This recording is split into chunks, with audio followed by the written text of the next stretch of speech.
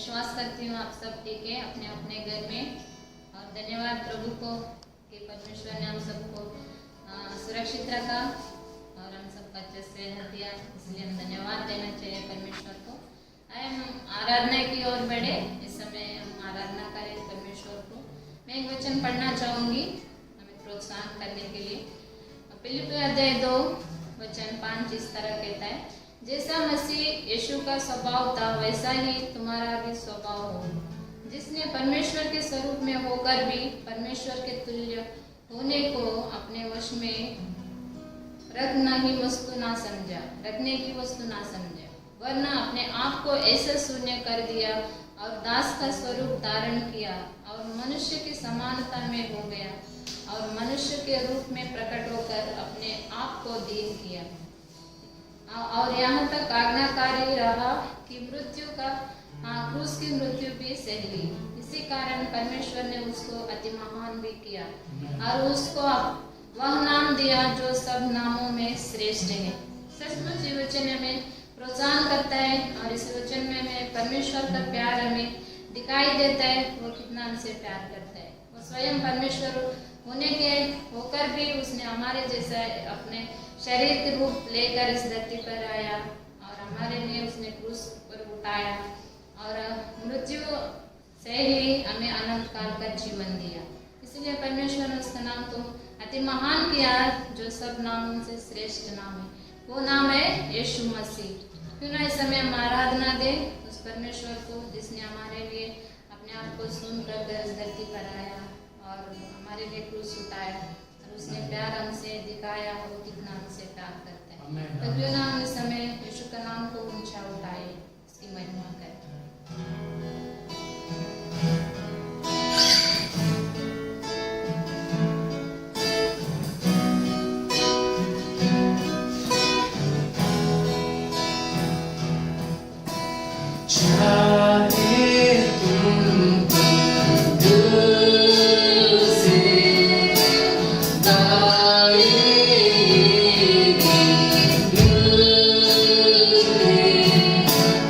Yeah.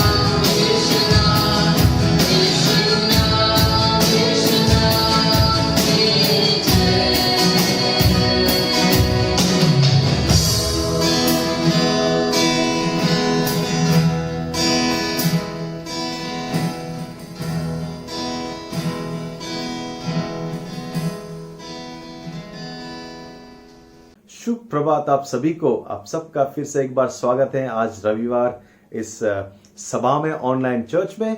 उम्मीद करता हूं आप सब लोग अच्छे हैं, सेहतमंद हैं और अपने घरों में सुरक्षित हैं प्रभु के अनुग्रह में। प्रभु को धन्यवाद लता और वर्शिप टीम को जो हमें आराधना में अगुवाई किया।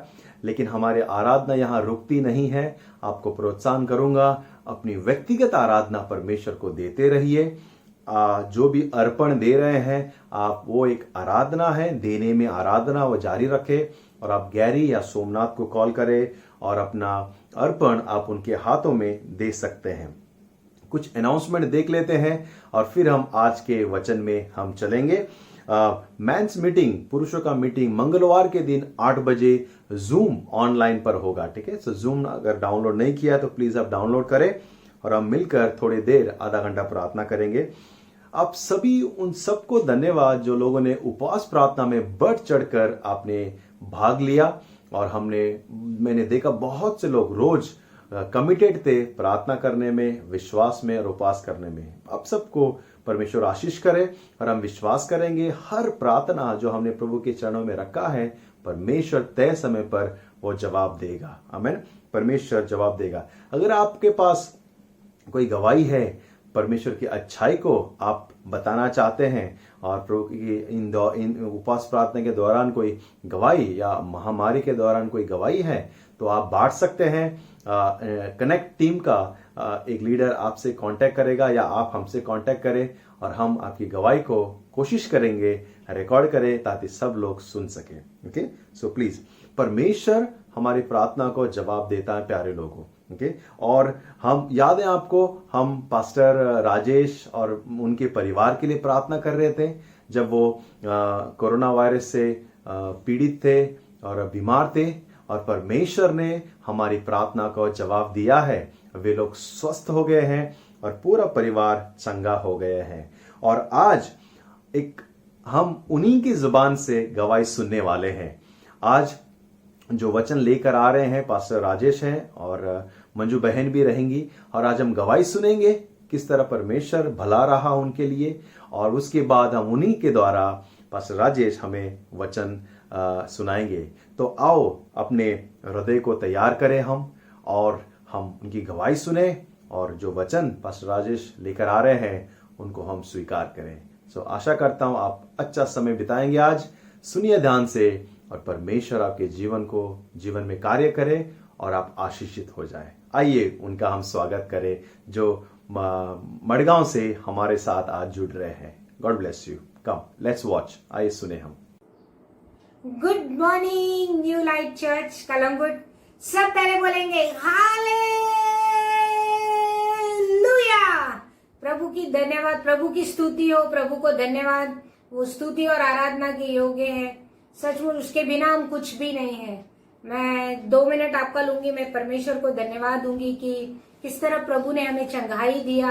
धन्यवाद आप सब लोग ने हमारे लिए प्रार्थना किया और हम चंगे हैं। मैं चंगी हूँ, परमेश्वर ने किया। लेकिन मैं आपको ये कहना चाहती हूँ कि जो ये वायरस है, हम लोग सोचते हैं कि नहीं है, ये वायरस है। कई लोग इसको एकदम एक्सट्रीम्स में लेते हैं, डर जाते हैं। कई लोग एकदम छोड़ देते हैं कि कुछ नहीं है। लेकिन मैं आपको ये बताना चाहती हूँ कि वायरस है। लेकिन हम हमेशा पवित्र आत्मा की अगुवाई में चले। हम आज भी दिन में 2 बार स्टीम लेते हैं, बाहर से जाते हैं, अपने हाथों को धोते हैं, सामान लाते हैं तो हाथों को धोते हैं। प्लीज आप जब भी आप बाहर जाते हो, आते हो, अपने हाथों को धो। गवर्नमेंट के जो प्रोटोकॉल्स हैं उनको आप अपने जीवन में लागू करो, क्योंकि वचन भी वही कहता है कि हमें अधिकारों का अधीन रहना है। जो प्रभु ने हमें कहा है हमें वो कहना है। मैं सचमुच धन्यवाद करती हूँ कि ये जो 14 दिन थे हमारे लिए बहुत एक हिसाब से अच्छे भी थे। हम परिवार के साथ हमारा रिश्ता और गहरा हुआ। मैं परमेश्वर को धन्यवाद देती हूँ। सबको, आपको भी फिर से एक बार मैं आपको धन्यवाद देती हूँ कि आपने हमारे लिए प्रार्थना किया। प्रभु की महिमा हो, स्तुति हो और आराधना हो। थैंक यू कलीसा, I love you all and really miss being with you. हमें यही प्रार्थना करते हैं कि हम कभी मिले कलीसिया में और परमेश्वर की आराधना जोश से करें। और प्रभु सचमुच जोश देने वाला परमेश्वर है। मैं प्रभु को धन्यवाद देती हूँ कि जो आज ताकत दी है परमेश्वर ने, मैं उसके लिए धन्यवाद देती हूँ। कभी कभी हमें थोड़ा कमजोरी फील होता है, but Joy of the Lord is my strength. Thank you कलीसिया, वी लव यू।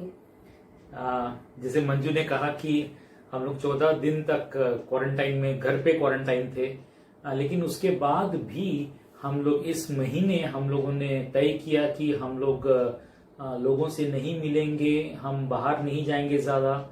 और एक तरफ से हमने क्वारंटाइन कंटिन्यू किया, सिर्फ जब जरूरत है तभी हम उतरते हैं और हम लोग अपना दिन निकाल रहे हैं, अपनी ताकत को जमा कर रहे हैं, क्योंकि इस वायरस अटैक के बाद शरीर में एक तरफ से कमजोरी भी आ गई है, तो हम उसे वापस रिप्लेनिश कर रहे हैं। सो मैं आपको रिक्वेस्ट करूंगा कि जो भी इस स्थिति से बाहर निकल रहे हैं, एक्स्ट्रा टाइम लो, अपने आप को पूरी तरह से तंदुरुस्त करो, फिर मैदान में उतरो। और जो लोग तंदुरुस्त हैं प्लीज सावधान रहें, अपने आप को साफ रखें, अपने आप को भी औरों से संभाल कर रखें और औरों को भी अपने आप से संभाल कर रखें। ठीक है। सो इसी मुद्दे के ऊपर आज परमेश्वर का वचन जो है हम आपको लेके आना चाहते हैं। आज का जो संदेश है वो इसीलिए है कि हम परमेश्वर से कैसे पाएं। अक्सर हम मांगते रहते हैं, लेकिन आज का संदेश ये अलग है कि हम परमेश्वर को मौका दे रहे हैं हमारे जीवन में कार्य करने का। सो आइए संदेश को सुनते हैं। कलीसिया, गुड मॉर्निंग। खुशखबरी कलीसिया की ओर से आपको बहुत सी शुभकामनाएं।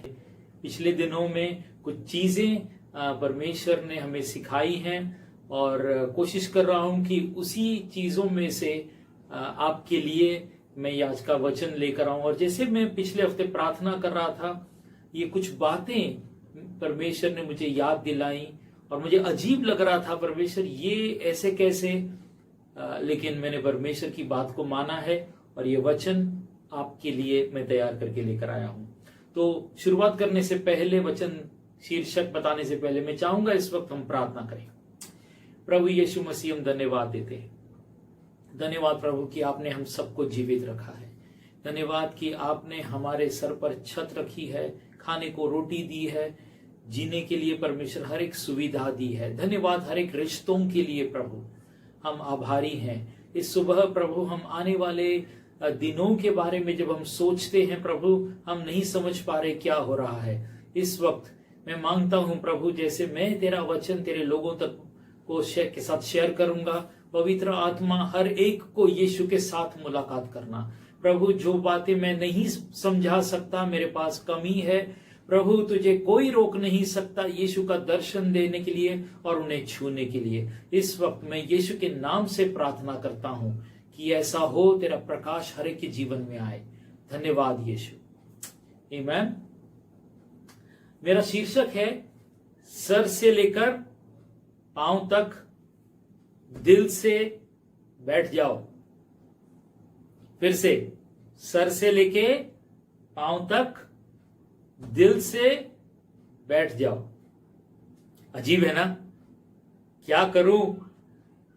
सिखाने के लिए, परमेश्वर की बात बताने के लिए मुझे लग रहा है इससे बेहतर मुझे कोई शीर्षक नहीं मिला। आमीन। तो सबसे पहले मैं कहना चाहूंगा कि आप में से कई लोगों ने अपने लिए, खुद के लिए परमेश्वर से बुलावा सुना है। आप जानते हैं कि परमेश्वर ने आपको किस लिए बुलाया है। आप समझ रहे हैं कि परमेश्वर ने आपको एक सर्टन कार्य का हृदय दिया है और आप उसमें शुरुआत भी कर चुके हो, अपने जी जान लगा दिया है। लेकिन कहीं तो कुछ लोग उसमें फल नहीं देख रहे हैं। उनको लगता है कि उनकी प्रार्थना का उत्तर नहीं मिल रहा है और वे क्या बोलते हैं, संघर्ष करते हुए जैसे हताश हो गए हैं। ओके, परमेश्वर का आत्मा आज तुम्हारे साथ एक नई तरह से मुलाकात करना चाहता है। आमीन। परमेश्वर तुम्हें सिर से लेके पांव तक छूना चाहता है। वो चाहता है कि तुम उसके साथ बैठो और उसको तुम्हारी सेवा करने दो। तो आज जो मैं शीर्षक दे रहा हूं, जो मैं सिखा रहा हूं, परमेश्वर चाहता है आपसे कि आप परमेश्वर की सेवकाएं अपने लिए अपने हृदय में लें और तंदुरुस्त हो जाएं, इस रिश्ते को और मजबूत करें, ताकि इसी मजबूत रिश्ते से आप औरों की सेवा कर सकेंगे। ठीक है, तो सबसे पहले एक डेमो दिखाना चाहूंगा। ये जो पिछले 4 महीने की परिस्थिति है वो हमारी कुछ इस प्रकार की हो गई है। दिख रहा है आपको? सब कुछ उथल पुथल, सब कुछ हिल गया है, उथल पुथल हो गया है। और इस उथल पुथल में कुछ समझ में नहीं आ रहा, क्या करूं। एक स्थिति से निकलते तो दूसरी स्थिति तैयार हो जाती है और आप परेशान हो जाते हो। ये समय नहीं है कि आप एक बड़ा निश्चय ले लो प्रभु के लिए, क्योंकि परमेश्वर आपसे खुद मिलना चाहता है। तो कोई निश्चय करने का समय नहीं है, ये परमेश्वर से मुलाकात करने का समय है। जब आप अपने जीवन में ऐसी स्थिरता में आ जाएं जहां पर आपको साफ दिखाई दे सारी चीजें जो है वो नीचे की नीचे, ऊपर की ऊपर, और आपको साफ दिखाई दे, तब वो समय रहेगा आपका निश्चय करने का। लेकिन फिलहाल आपको इस स्थिति में परमेश्वर की आवाज को समझना बहुत जरूरी है। आमीन। तो सबसे पहले जो मैं शीर्षक लेकर आया हूं, सर से लेके पांव तक सर। ओके, अगर आपके पास शास्त्र है तो मत्ती की किताब 11:28 हम खोलेंगे। मैथ्यू 11:28 से मैं पढ़ूंगा। ये काफी लोग वचन जानते होंगे। ओके, आज एप्लीकेशन करने का समय आया है। ठीक है, आज इसका इस्तेमाल होने का समय है। अरे ओ थके मांदे, बोझ से दबे लोगों, मेरे पास आओ, मैं तुम्हें सुख चैन दूंगा। मेरा जुआ लो और उसे अपने ऊपर संभालो। फिर मुझसे सीखो, क्योंकि मैं सरल हूं और मेरा मन कोमल है। तुम्हें भी अपने लिए सुख चैन मिलेगा, क्योंकि वह जुआ जो मैं तुम्हें दे रहा हूं ये बहुत सरल है, और वह बोझ जो मैं तुम पर डाल रहा हूं हल्का है। आमीन। हमारे आम जिंदगी में और इस तूफान की स्थिति में से जब हम गुजरे हैं, हम लोग अपना मसीह जीवन कुछ ये इस प्रकार का बोझ लेके चल रहे हैं और हम दब गए हैं। ओके, ये एक बोझ है डॉक्टर का। अरे बीमार हो गया तो कैसे होगा, बीमार हुए नहीं है लेकिन बीमारी होगी तो कैसे होगी। अरे घर का ईएमआई भरना है, अरे बच्चों का देखभाल करना है। ओके, और फिर अरे फिर उसका बिल भरना है। अरे ये मेरा बच्चा सुन नहीं रहा है, अजीब अलग अलग तरीके के, और बॉस तंग कर रहा है, ये अलग अलग तरीके के, बिजनेस नहीं चल रहा है। ये सब बोझ लेके हम लोग जी रहे हैं और दबे हुए हैं। यीशु इसीलिए कहता है, अरे ओ थके मांदे, बोझ से दबे लोगों, मेरे पास आओ। और वो चाहता है कि हम ये बोझ उसके हाथ में दे दें। ओके, वो चाहता है कि हम ये बोझ उसके हाथ में दे दें। ओके, हम उसे देने के बाद में क्या करते हैं मालूम है? हाँ, अभी अच्छा लग रहा है, प्रार्थना किया, मेरे को बहुत अच्छा लग रहा है। हाँ, आधा घंटा हुआ, थोड़ी देर के बाद फिर प्रभु से वो बोझ लेना शुरू कर दिया। प्रभु तेरे को मालूम नहीं है, प्रभु तो समझता नहीं है प्रभु, और हम प्रभु को समझाने लगते हैं। और फिर वापस, परमेश्वर माफ कर, ये मेरा नहीं तेरा है, ये बेटा मेरा नहीं ये तेरा है, ये स्थिति में मैं नहीं कर सकता, तू कर, वापस दे देते हैं। एंड आई थिंक ये एक मसीह जीवन का संघर्ष है। अब इस वक्त लेट अस बी मैच्योर, और यीशु जो कहता है उस पर गौर करें। वो कहता है कि मेरे पास आओ। सबसे पहले हम उसके पास जाएं और सिंसियरली कहें, हाँ प्रभु ये चीजें हैं जो मुझे तंग कर रही हैं, ये मुझे खा रही हैं, मैं इसे जूझ नहीं सकता, मैं इस पर विजय नहीं पा सकता, और मैं चाहता हूं प्रभु कि ये आपके पास में छोड़ दूं, आप जो चाहिए वो करें। और जैसे आप सिंसियरली प्रभु के हाथ में देंगे तो उसके हाथ से उसका जुआ ले लो, अपना बोझ दे दो, उसका जुआ ले लो। और उसका जुआ लेने का जो एक्सचेंज है ना, वो एक्सचेंज बहुत जरूरी है प्रेयर में। अगर आप अपना बोझ दे रहे हो तो कहो प्रभु ये बोझ तेरा है और तेरा बोझ मुझे दे। हम लोग ये कई बार प्रेयर नहीं करते, प्रभु तेरा बोझ मुझे दे। प्रभु ने कहा मेरा बोझ ले लो, ये हल्का है, और हमें वो मांगना है और ले लेना है, एक्सचेंज करना है। और जब हम ये एक्सचेंज करते हैं तब आप अपने पर्सनल लाइफ में आप परमेश्वर के साथ चलने लगते हैं। ठीक है, सर हो गया। अब आते हैं पांव पर। शास्त्र, यूहन्ना की किताब 13:5, बहुत फेमस कहानी है। जॉन की किताब में लिखा है, फिर एक घड़े से जल भरा और अपने शिष्यों के पैर धोने लगा, और उस अंगोछे से जो उसने लपेटा हुआ था उनके पांव पोंछने लगा। फिर जब वह शिमोन पतरस के पास पहुंचा तो पतरस ने उससे कहा, प्रभु क्या तू मेरे पांव धो रहा है? उत्तर में यीशु ने उससे कहा, अभी तू नहीं जानता कि मैं क्या कर रहा हूं, पर बाद में जान जाएगा। पतरस ने उससे कहा, तू मेरे पांव कभी नहीं धोएगा। यीशु ने उससे उत्तर दिया, यदि मैं न धोऊं तो तू मेरे पास स्थान नहीं पा सकेगा।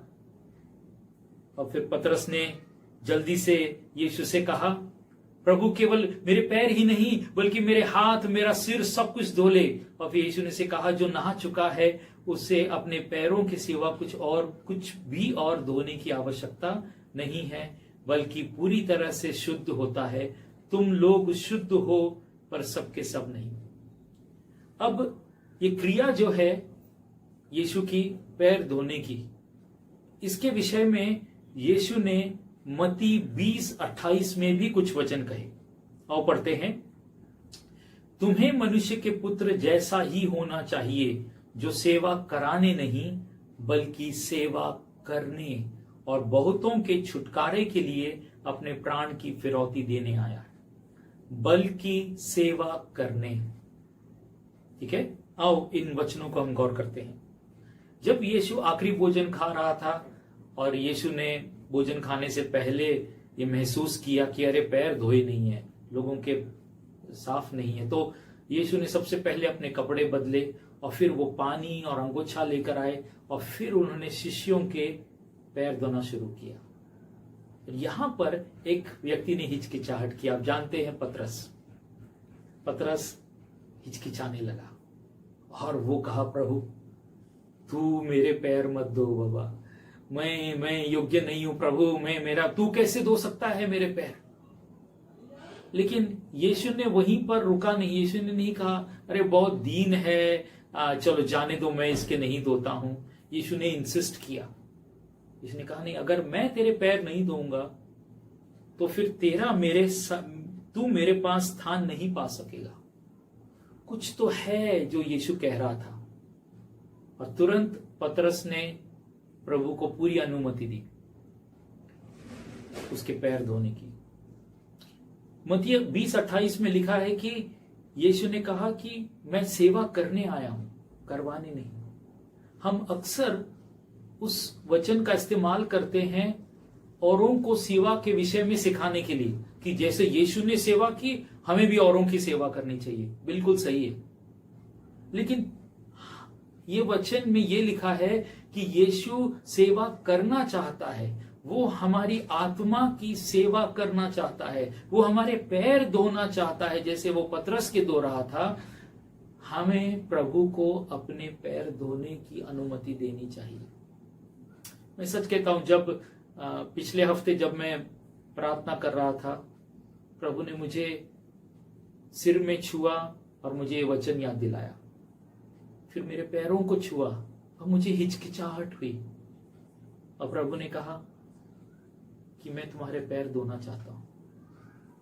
और मैंने प्रभु को अलाउ किया, यस प्रभु, और एक हल्का सा पन मेरे पैर से लेके सिर तक उसने छू लिया और मैं हल्का हो गया। और प्रभु ने कहा, मैं चाहता हूं कि ये बात ये चीजें तुम मेरे लोगों तक पहुंचाओ। कई बार हमें लगता है कि आत्मिक जीवन वो है कि हम लोग प्रार्थना करें, उपवास करें, प्रार्थना करें। हाँ, एक जगह है, एक स्थान है आत्मिक युद्ध का, लेकिन एक जगह है जहां पर हमें रुकना है और इस प्रभु को हमारे जीवन में, हमारे अंदर वो जो करना चाहता है करे। देखो, अगर मैं नहीं जानता कि आपने कभी अपने पैर किसी से मसाज करवाए हैं या धुलवाए हैं, या कोई आपके पैरों को गर्म पानी से धो रहा है। जब कोई मेरे साथ ऐसा होता है तो मैं बहुत हिचकिचाता हूं, मुझे बहुत अजीब लगता है। कोई मेरे पैरों को छू रहा है, मैं कहता हूं नहीं, अरे आप क्यों नीचे बैठे हैं, अरे आप मुझसे बड़े हैं, अरे मुझे अच्छा नहीं लग रहा। एंड आई थिंक जब हम पैर धुलवाते हैं तो मुझे कितना अच्छा लगता है, बजाय इसके कि कौन धो रहा है। एक सिद्धांत यीशु सिखाना चाहता था कि हमें प्रभु को हमारी पैरों की मैल धोने के लिए अनुमति देनी चाहिए। क्या है वो पैरों की मैल? वो पैरों की मैल वो है जो पिछले दिनों में हमारे साथ कुछ हादसे हुए हैं, कुछ ऐसी बातें हुई हैं जिसके कारण किसी ने हम पर इल्जाम लगा दिया, किसी ने कहा तुमने गलत सलाह दिया, किसी ने हम पर हमें सीधा अटैक किया कोई बात को लेकर, कोई हमारी गलती रही होगी। क्योंकि आप जानते हैं इस बारिश के मौसम में जब आप घर से बाहर जाते हो तो कोई प्लान नहीं करता कि मेरे ऊपर चिक्कड़ आए, लेकिन आप जा रहे हो और किसी की गाड़ी जा रही थी और उसकी चिक्कड़ आपके ऊपर आ गई। आप घर पर आए, ये थोड़ी सोचकर कि अरे भाई मैं आज चिक्कड़ लेके आऊंगा, नहीं। तो इस मसीह जीवन में कुछ ऐसी बातें होती हैं जिसका चिक्कड़ हमारे आत्मा में आता है। कुछ ऐसे दुख भरे हादसे होते हैं जिसमें शर्म होती है, जिसमें कभी कभी फैमिली में कुछ ऐसा हादसा होता है जो हमें अंदर से खाने लगता है, और हम बोलते हैं कि किसको बताऊं, कैसे कहूं। और प्रभु चाहता है कि ये चिकड़ जो हमारे पैरों पे लगी है वो ये धोना चाहता है। वो चाहता है कि हम अपने आप को अयोग्य नहीं ठहराएं।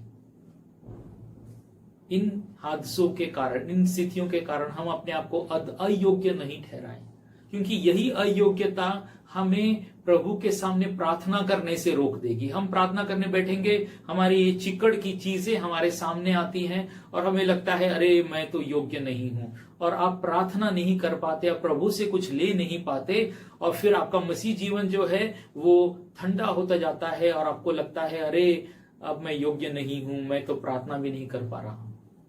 प्रभु चाहता है कि तुम्हें सर से लेके पांव तक वो पूरी तरह से शुद्ध करे। अगर आपके लिए अब तक ये लगता है कि वचन आपके लिए है, मैं वचन आगे बढ़ने से पहले मैं इस वक्त रुक कर प्रार्थना करना चाहूंगा। तो ऐसी बात है तो अपनी आंखें बंद करें,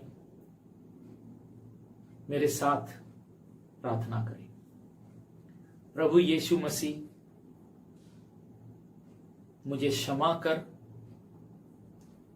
मैंने कई चीजों की चिंता की। मैं अपनी मर्जी तेरे सामने टिकाता हूं, मेरी सारी चिंताएं तेरे पैरों के पास रखता हूं और चाहता हूं कि तेरा हल्का सा जुआ मुझे दे दे। धन्यवाद यीशु, धन्यवाद यीशु। प्रभु, मेरे जीवन में कई जगहों पे चीकड़ लगी है, बयान नहीं कर सकता, लेकिन आपको दिखा सकता हूं। देख प्रभु, क्या तू मेरे पैरों को धोएगा प्रभु? क्या तू मेरे मन को अंदर से शुद्ध करेगा प्रभु, उस लहू से जो तूने उस क्रूस पे बहाया है। धन्यवाद यीशु, धन्यवाद यीशु। अब मैं आपके लिए प्रार्थना करता हूं।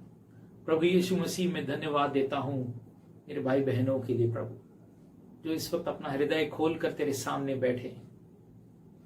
प्रभु, उनका बोझ ले ले और तेरा हल्का सा जुआ दे दे।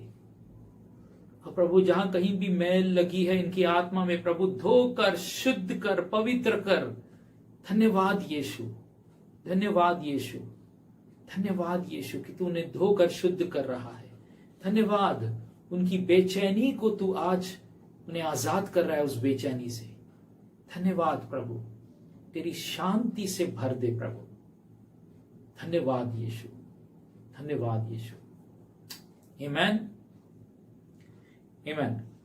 ओके, अब आते हैं तीसरी बात, वो है दिल से बैठ जाओ। ओके, चलो इस शीर्षक पे जाने से पहले, तीसरी बात पे जाने से पहले मैं एक क्विज करना चाहता हूं, आपके साथ क्विज खेलना चाहता हूं। यह हमारे हीरो पतरस के विषय में। क्या आप बता सकते हैं पतरस को तैरना आता था कि नहीं?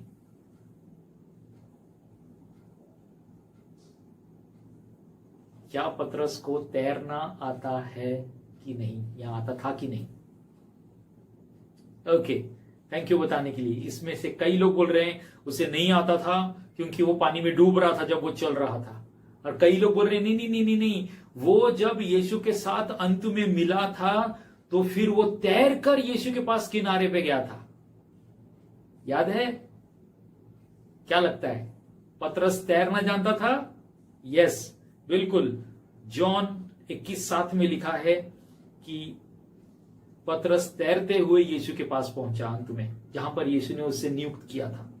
लेकिन आप ये भी जानते हैं कि जब पतरस पानी पर चला था तब वो चलकर तूफान को देखकर डूब गया।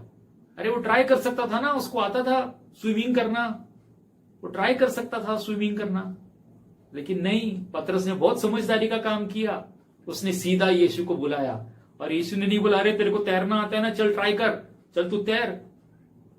कुछ नहीं किया, यीशु ने सीधा उसकी तरफ लपका, उसे बाहर निकाला और उसे कहा हे अल्पविश्वासी, तूने क्यों, और फिर वो लोग बोट में बैठ गए, और यीशु ने उसको लेक्चर नहीं दिया, अभी तू ही बोला मेरे पीछे आना है और तू क्या कर रहा है, पानी में चल रहा है, कुछ लेक्चर नहीं दिया। सीधा तूफान को थमा दिया और उस पार चला गया और अगली स्थितियों में लेकर गया। हमारा यीशु का तरीका देखो, जब हम कमजोर पड़ जाते हैं, जब हम गिर जाते हैं, यीशु हमें उस बात के ऊपर लेक्चर नहीं देता। वो जानता है तैर सकते हो। पतरस ने समझदारी का इस्तेमाल किया, उसने अपनी बुद्धि का इस्तेमाल नहीं किया कि मेरे को जो आता है मैं कोशिश करूंगा।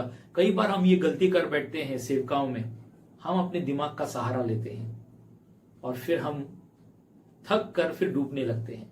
सावधान इस चीज से। आमीन।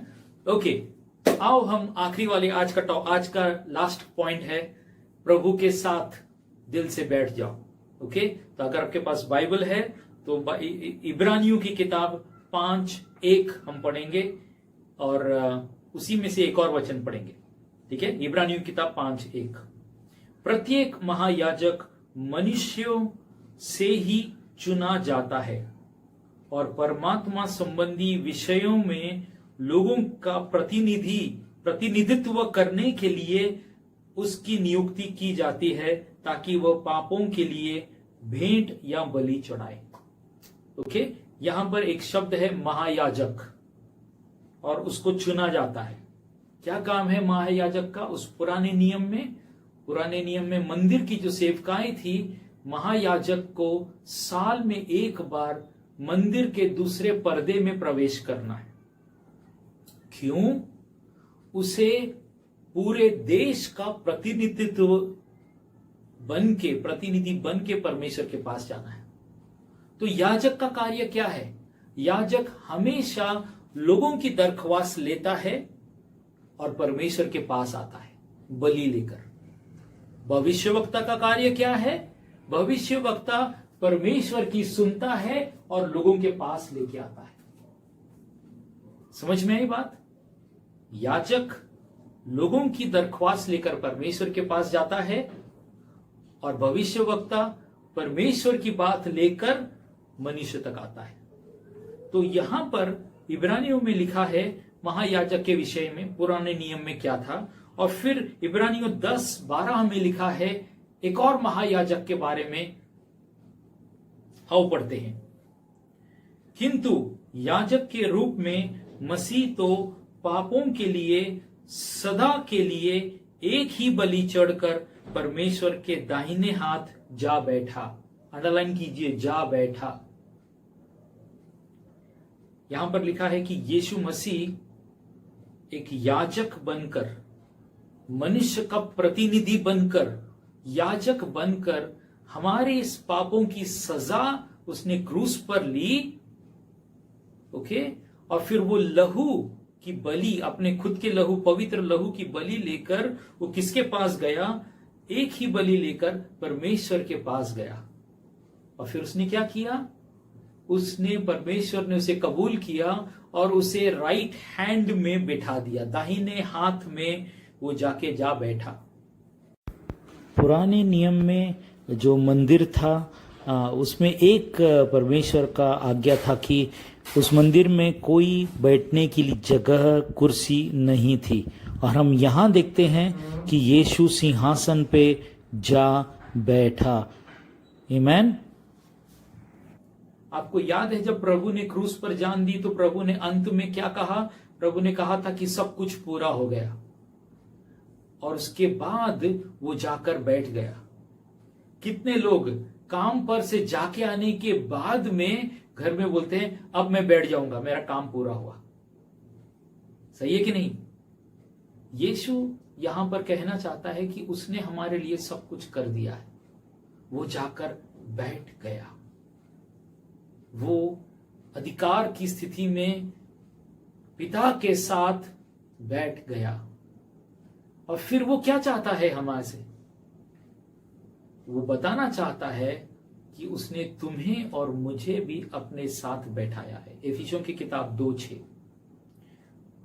और क्योंकि हम यीशु मसीह में हैं, इसीलिए परमेश्वर ने हमें मसीह के साथ ही फिर से जी उठाया है और उसके साथ ही स्वर्ग के सिंहासन पर बैठाया है। क्या किया है? यीशु मसीह मरे हुए में से जी उठा, लेकिन उसके साथ उसने हमको भी मरे हुए में से जी उठाया है और अपने साथ बैठाया है। तो अब हम समझ रहे हैं यीशु पिता के साथ बैठा है और यीशु के साइड में कौन बैठे हैं? हम बैठे हैं। कितना नजदीक है। अब हम यीशु को ऐसा बोल सकते हैं, प्रभु सुनना, इधर दुख रहा है, इधर। प्रभु बोलेगा इधर दुख रहा है, चंगाई ले। कितना नजदीक का रिश्ता है हमारा प्रभु के साथ, कितना नजदीक का। और बैठने का मतलब क्या है मालूम है? उसके साथ संतुष्टता में बैठ जाना, ये जानकर कि हमारा प्रभु विजेताओं से बढ़कर होके, वो शांत होके अपने सिंहासन पर बैठा है। अब उसे कोई नहीं हिला सकता उस सिंहासन से, और उसने हमें भी अपनी विजय में शामिल किया है। हमें लगता है कि हमें कुछ करना होगा विजय पाने के लिए, बड़ी गलती है ये। हमें इस विजय में जो यीशु ने जीती है, इसमें संतुष्ट रहना है, उसमें खड़े रहना है, उसमें बैठ जाना है यीशु के साथ। उस विजय में प्रभु के साथ बैठना है। और ये बहुत जरूरी बात है हम मसीहों के लिए, कि अक्सर हम प्रभु के साथ ये बैठने का मतलब जो है ना, हमें लगता है कि हमें प्रार्थना करना होगा, हमें कुछ करना होगा। नहीं, उसके साथ बैठ जाओ और देखो वो तुम्हें कौन सी राज की बातें खोलकर दिखाता है। देखो वो तुम्हारे विषय में, तुम्हारे व्यक्तिगत विषय में, तुम एक यूनिक व्यक्ति हो, तुम एक अनोखे व्यक्ति हो, तुम एक स्पेशल व्यक्ति हो जिसे परमेश्वर ने अपने हाथों से चुना है, तुम्हें नाम लेके बुलाया है, तुम्हारे लिए एक योजना रखी है, तुम्हारे लिए एक मकसद रखा है, और ये सब पूरा करने के लिए वो खुद तुम्हारे कानों में, तुम्हारे हृदय में वो बोझ दे रहा है, और फिर वो अपना हल्का सा जुआ दे रहा है तुम्हें, अपनी अभिषेक दे रहा है, ये लेने के लिए उसके साथ बैठ जाओ। जल्दबाजी मत करो, रुको उसके साथ, और जैसे तुम उसके साथ रुकोगे वो तुम्हारे अंदर उस तूफान को वो थमा देगा, और तब तुम उसके साथ मिलकर सारी स्थितियों को तुम ऊपर से देखोगे। तुम जानोगे कब, कहां और कैसे मुझे क्या कदम बढ़ाना है। और प्रभु चाहता है कि तुम उस निश्चयों में गलती नहीं करो, तुम इसका सहारा नहीं लो, लेकिन प्रभु जो तुम्हें दिखा रहा है उसका सहारा लो। मैं जानता हूं यहां पर कई लोग अपना निश्चय करने के लिए रुके हैं, मुझे क्या करना होगा, मैं कैसे, वगैरह वगैरह। ये समय है प्रभु के साथ बैठने का। अब मैं चाहता हूं कि इस वक्त आपके लिए प्रार्थना करूं। आमीन। किन अपनी आंखें बंद करें।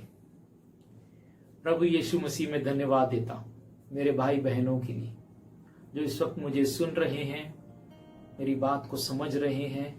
आपने इनको चुना है, आपने इनको नियुक्त किया है, आपने इन्हें बुलावा दिया है, एक मकसद दिया है, एक अभिषेक दिया है।